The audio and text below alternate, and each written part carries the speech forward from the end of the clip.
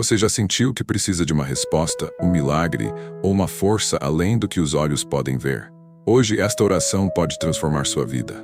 Fique comigo até o final e sinta o poder das palavras que vão tocar seu coração. Vamos juntos nessa jornada de fé. Oração de esperança e proteção, Senhor amado. Diante de Ti, coloco minha vida, meus sonhos e desafios. Ilumina meus caminhos, fortalece minha fé e enche meu coração de paz. Que eu tenha sabedoria para tomar decisões, paciência para esperar Teu tempo e coragem para enfrentar os obstáculos. Abençoa minha família, meus amigos e todos que cruzarem meu caminho. Que minha vida reflita Tua graça e amor. Confio em Ti e entrego tudo em Tuas mãos. Amém. Se esta oração tocou você, compartilhe com alguém que também precisa dessa bênção. Não esqueça de deixar seu amém nos comentários e se inscrever para mais mensagens de fé e esperança. Deus abençoe você.